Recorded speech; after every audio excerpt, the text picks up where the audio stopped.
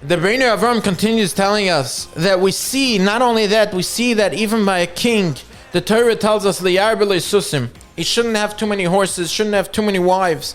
In other words, even a king that absolutely needs horses, and he absolutely has the ability to buy extra horses. He has more than enough wealth.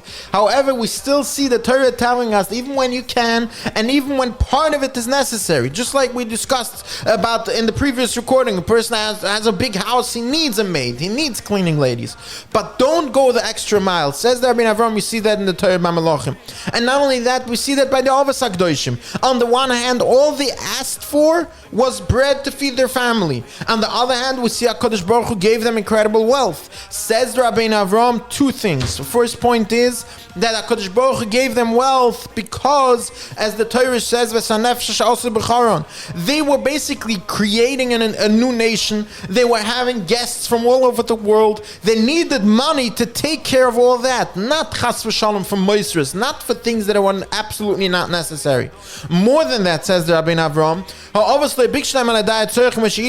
as we clearly see that they didn't ask for more than they needed. HaKadosh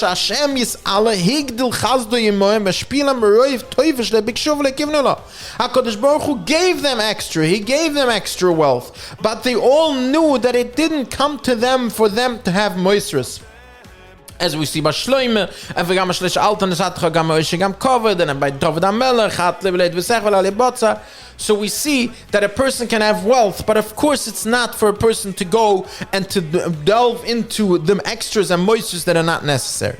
Yankele Chamishi, says Rabbi Avram, now that we have some clarity about the things that are absolutely necessary and how one must use Bitachon to get there, how about the some clarity in the things that are not absolutely necessary but are close to necessary, and how a person should use Bitachon to achieve that, and how a person has to use Bitachon as far as it goes to Shtadlis and what type of Shtadlis a person should use. Now he's going to move on.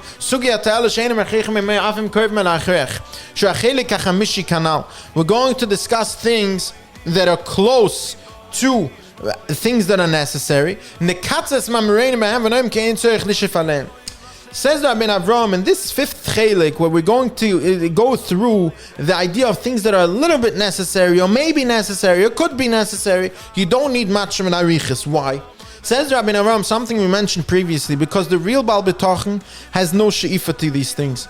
Since a person doesn't need them, why do I need to spend my brainwaves? Why do I need to spend my thoughts and my heart to want these things? There's no need for it.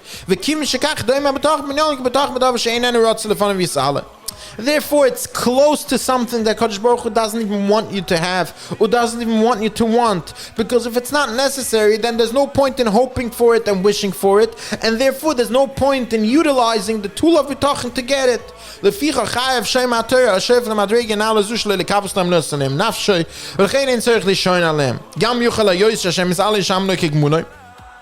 If, however, sometimes a person who will have Bitachon and therefore will only use his Bitachon correctly, as previously discussed, for the things that are absolutely necessary or close to absolutely necessary for his wife and his kids and so forth, what's going to happen is maybe HaKadosh Baruch Hu will give him gam dvarim she'enim echreichim. Maybe Hashem will give him the extras, as the Torah says, so there's such a possibility that HaKadosh Baruch Hu will give it to him. But there's no need to discuss how to use Bitachon to get them, because a real Baal Bitachon won't try to achieve them. He might get them anyway. Through Bitachon, he might get them because HaKadosh Baruch Hu just wants to give him some extra gift. However, there's no need to describe how to get them through Bitachon, because a Baal Bitachon will not have any she'ifas for him. He'll leave them alone. If HaKadosh Baruch Hu wants to give it to me, he'll give it to me. Have a wonderful day.